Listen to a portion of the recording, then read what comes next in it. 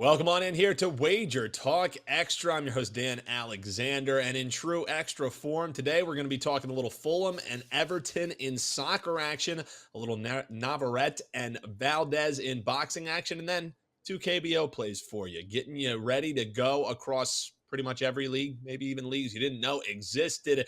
And joining me today is my man Kevin Dolan to talk a little EPL and boxing. And let's start in the Premier League. People excited. It's back, baby. And I'm wondering, how are you breaking down this game between Fulham and Everton?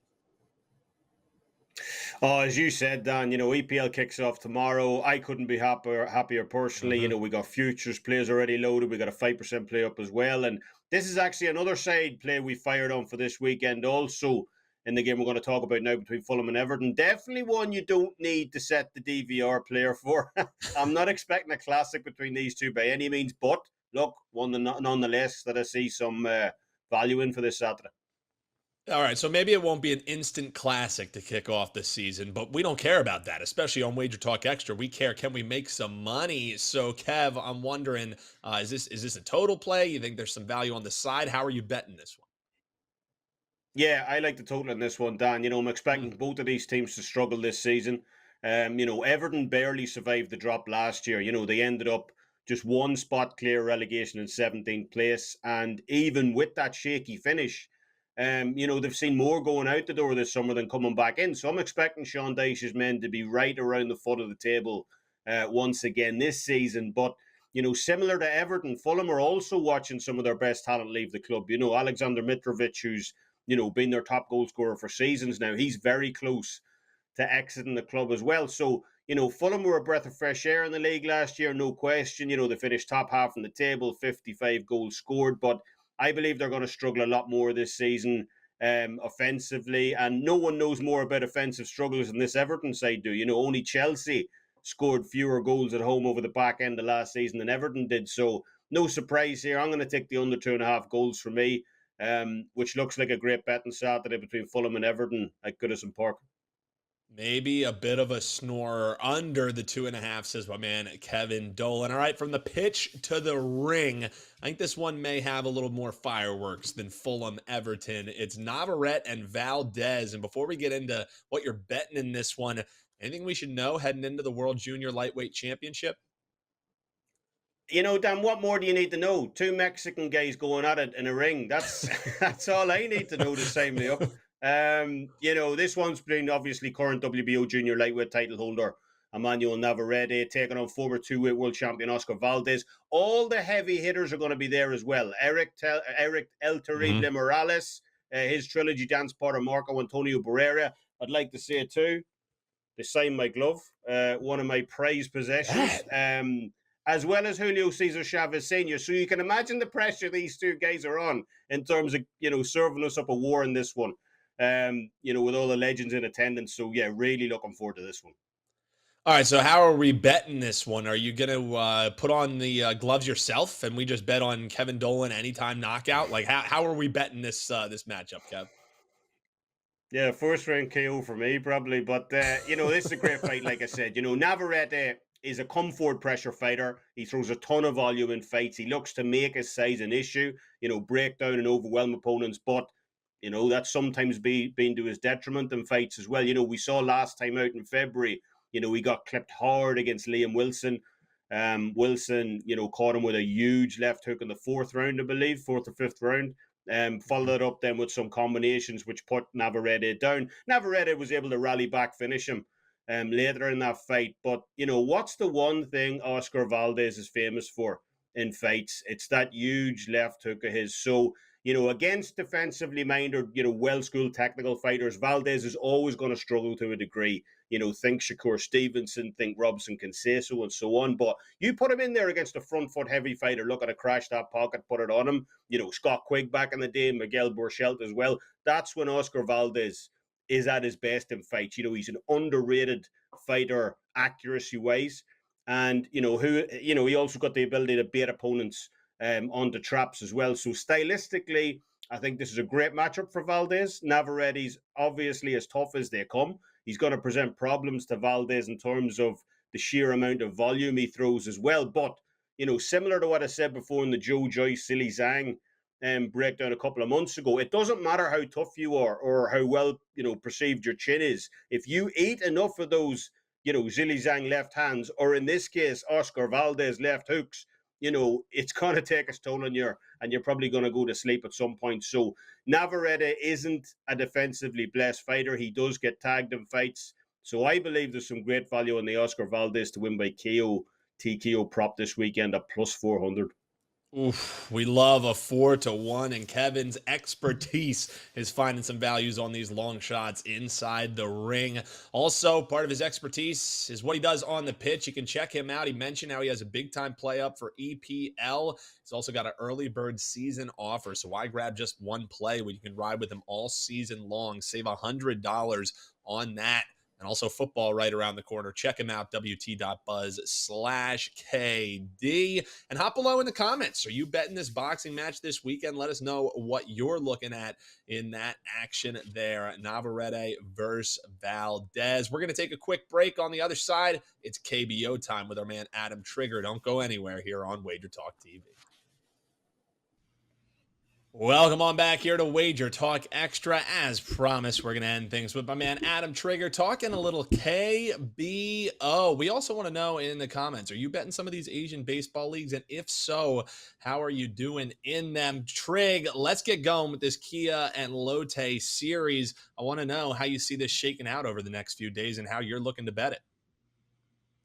Yeah, Dan, so it seems like a theme here. Every time you and I get on one of these shows, there's widespread rain in the forecast, and that's it's coincidence, but it's also been a huge sort of cause for concern with how sort of rainy it's been over in Korea this season. If you're handicapping this league, you should know that now, going forward, any game that gets rained out on a Friday, Saturday, or Sunday is going to be played on Monday.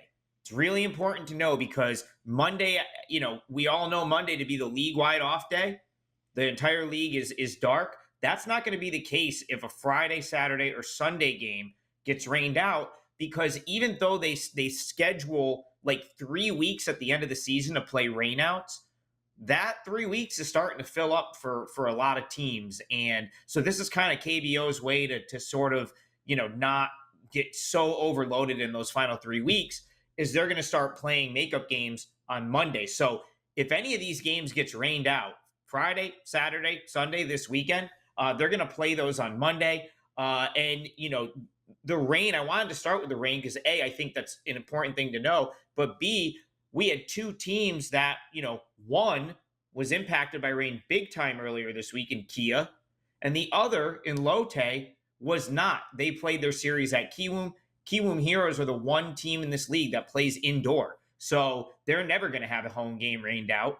And I actually think that negatively impacts Lotte as it pertains to this series. So the reason I want to talk about this series in particular is I feel like I have the best beat right now of any of the teams in KBO. I feel like I sort of have the best beat on these two teams. And so interestingly enough, they're playing this weekend. I still think, if you've watched my programming, if you've listened to or if you've read my write-ups, you'll know that I'm extremely high on Kia. I think Kia is probably the best team in the league as it pertains to like where they're valued. So clearly the LG Twins are number one. But I think Kia, there's a real chance that they could be the second best team in this league. But because they had injuries in the first half, they're a little bit of ways down the standings, and there's still a lot of value with Kia. So where I'm going to try to find the value with Kia is later in this series. The reason being, Friday's pitching matchup is a really good one. You got Thomas Pannone for Kia.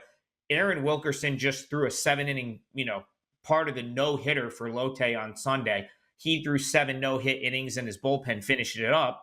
So I don't really want to go against either of these starters.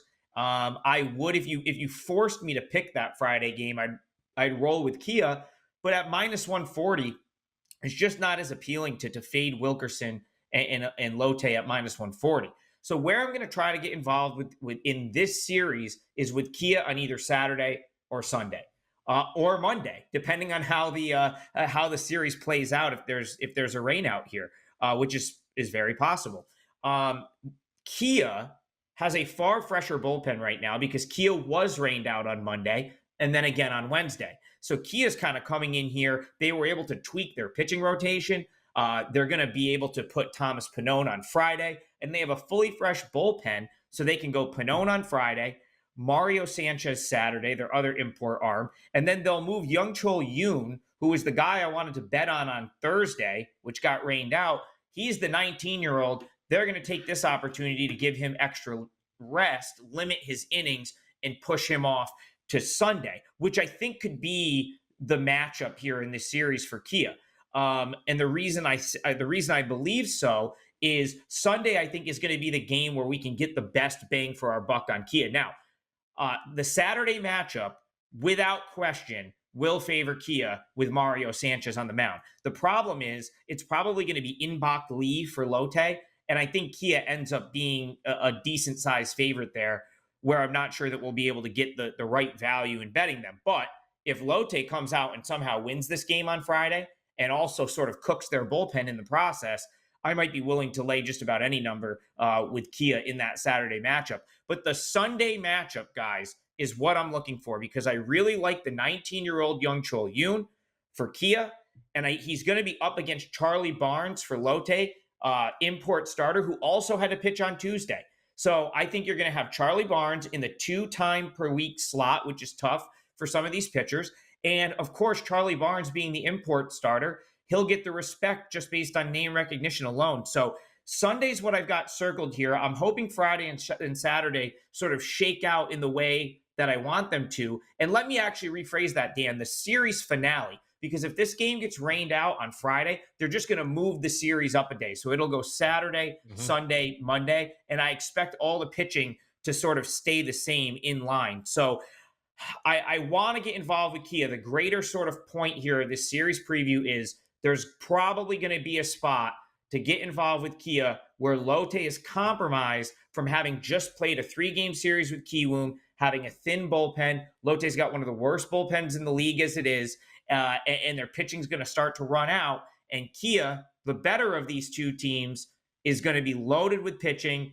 And then, of course, with this game, with the series being played at Lotte in Busan, they're going to get some respect for playing at home. So you might see a cheap price on Kia on Saturday or Sunday. I know if I see one and everything falls, as I would hope it does, I'm going to be pouncing on the Kia Tigers, and I think you should be as well. Great breakdown. Don't worry about the rain. Trig has got you covered here. And yeah, it really does feel like anytime that we talk KBO, it's like, yep, more rain in Seoul. That's just how it works for us, man. So, hey, hopefully this one does go off. But even if it doesn't, Trig's got you set up for as the series gets moved. Appreciate that. Check him out, wt.buzz/AT.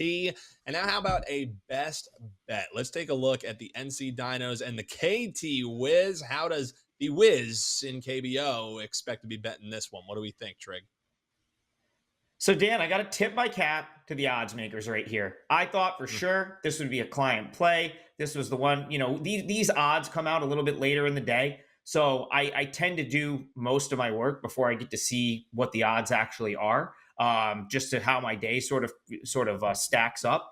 And I thought for sure I was going to get like a bargain price on NC Dinos plus 1.5. You have Wes Benjamin on the mound for KT Wiz. I thought he would have been getting too much respect. Of course, KT's been hot lately. And I tipped the cap to the odds makers. I think they nailed the line on this one. And so it is what I consider to be my best bet on Friday. But at the price, NC Dinos plus 1.5 minus 155, you can't make that a client play. I was hoping for more like minus 125, minus 130. With that being said, I still think NC is live in this matchup. If you could always roll the dice on the plus money, but then they have to win. But the overall point I want to make here is the NC Dinos are a team that I'm going to be looking for spots to back them. I love the makeup of this team, 1-9. I think they're scrappy top to bottom. And the limiting factor for the Dinos this year is really one thing, and that's depth of their pitching rotation. From the starting rotation, which has had injuries to guys like Chang Mo-Koo, just overall depth in the rotation and the bullpen, which is like, it's like one sort of causes the other. They've had to sort of take some guys out of the bullpen to fill starting spots, and that's sort of weakened what really is a very good bullpen when at full strength. So when I can get NC off of a rainout, they were rained out yesterday. If I can get them off of a rainout, and the day rest for their pitching rotation, not only does that give their bullpen a chance to rest, but it allows them to skip a starter. It's really kind of huge for them because it allows them to skip a rotation spot that would otherwise have to be filled by relievers. And so I think that really when NC gets a rainout in the middle of the week, it really benefits them.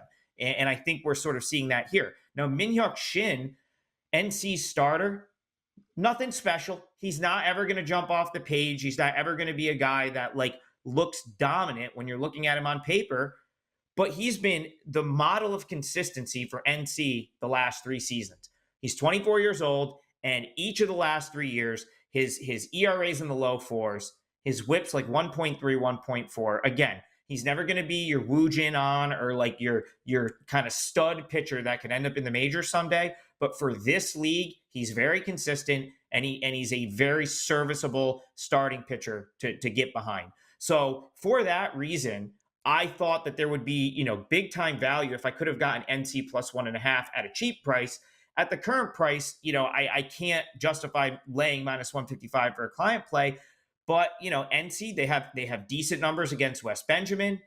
They're just it's not a bad matchup for the Dinos. I think the books ultimately nailed pricing this where they did, but the lean here is still NC plus 1.5.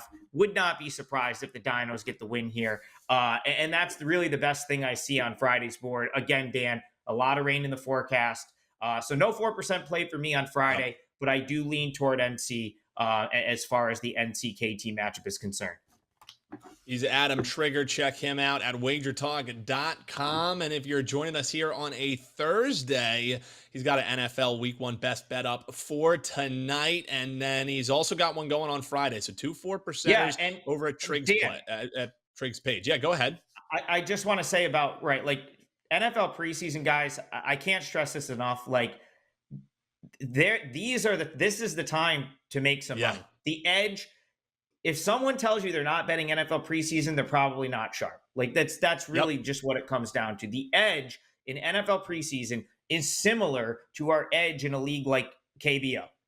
It's why I'm going to probably have I started betting KBO in 2020 during the pandemic when they started putting lines up for these games widespread. And I fully expect this year to be 4-4 in terms of winning KBO years. And the reason for that is it's a smaller market. The books aren't as tuned in, although, of course, they were on the Dinos game today. But they're not as tuned in, and they have a harder time. It's easier to beat. Same thing with NFL preseason. I beat NFL preseason for years. I already cashed with the Browns in the Hall of Fame game last week. I've got one tonight. I've got one tomorrow. So, football season's already started for me. I treat these preseason games the same way. 4%er in the preseason, same thing as a 4%er in week 6. I treat them exactly the same way I treat any NFL games. And arguably, I think the edge is bigger here. So I can't stress enough, don't sleep on the preseason. It's really a 3-week spot where you should if you're tuned in, you should almost always profit. Well, yeah, and something that Teddy Covers always says when talking about NFL preseason is that it's one of the only times that coaches are literally going to tell you, okay, here's my game plan, whether I care, whether I don't care. And I'm not going to say that odds makers don't care about the lines they're putting up, but they're well aware that any money that they give out to recreational bettors in the NFL preseason is going to be dwarfed by what they get back coming, parlays, props, all of those things in the regular season. So I'm with Trig. If you think, oh, you're a degenerate for betting on the NFL preseason, no, you're not serious about making money in this game if you are not betting on the NFL preseason. So there's a little aside for you on a little Wager Talk Extra edition. Check Trig out at wt.buzz/AT. And that is going to do it for us. If you like the content, just like and subscribe. You'll never miss any of the great shows here. Big thanks to Kevin. Big thanks to Trig and the producers doing a terrific job behind the scenes. We'll see you next time right here on Wager Talk Extra. But don't go anywhere for more actionable info. Stay right here on Wager Talk TV.